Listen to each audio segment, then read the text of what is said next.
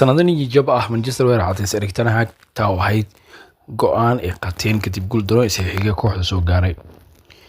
Waxa keenay waqtigan in la cayriyo Erik ten Hag maxayna ahayd sababta ka dambeysa cayrintiisa. Muuqaalka ay ku soo qaadan doona waana kee macalinka xilligan u dhow inuu bedelo shaqada hogaamiyaha Hollandeeska oo ka dhaqaaqay. Ten Hag shaqadiisa Manchester wuxuu ku waayay sabab ku aadan inuu ku guul dareystay inuu qaaxo falsafada ciyaareed cad laga bilaabo shirkiisii jiraayadii ugu horeeyay.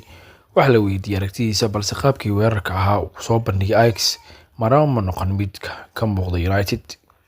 habku u maareeyay taatikooyinkiisa ayaa ahaa mid aan joogto ahayn taa oo ciyaartoyda iyo taageerayaasha ka dhigtay kuwaan hubin wax kooxda laga filayo.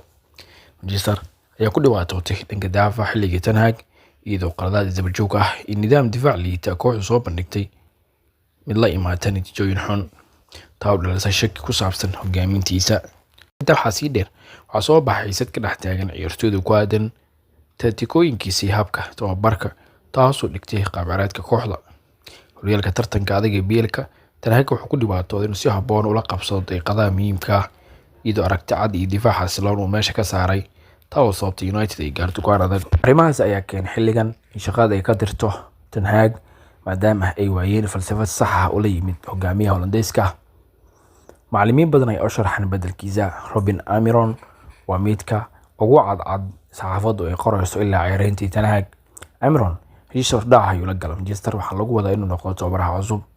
Robin ayaa lagu soo waramayaa in si ku meel gaar ah uu la heshiiyay inuu noqdo tababaraha xiga Manchester. kooxda United Sport Lisbon ayaa hadda ku guda jira wadaxaajoodka ku saabsan qandaraaska lacageed laakiin waxay u muuqataa Almiron oo 39 sano jir ah inuu ku qancay shaqada kooxda United-ka. inkastoo City xiiseynayso in la seexato macalinkan, United ayaa qaaday tallaabo degdeg ah iyadoo Almiron uu yahay xulashada koowaad ee City haddii Pep uu kooxda ka tago. inkastoo xiriir wanaagsan shaqo ah iyo mid shakhsi ah uu kala dhexeeyo agaasimaha ciyaaraha City Hugo Viana, Almiron ayaa United ku qancinaysaa waqtigan inuu noqdo tababaraha kooxda. wartina ay luminayso macallin muhiim ah isaga qodiisa ayaa la sheegay xilligan inuu ku qanacsan yahay kooxda Manchester inuu macallin u noqdo. ciyaartoy badan ayaa jira oo hore oo la soo shaqeeyay macalinkan Portugiiska ah kuwa uu joogo kooxda United-ka sida Manuel Ugarte, Bruno Fernandes. Bruno ayaa dhawaan sheegay macalinkan inuu yahay mid ku habboon falsafada kooxda Manchester United ee ku caanta xilligan in kooxdu ay keento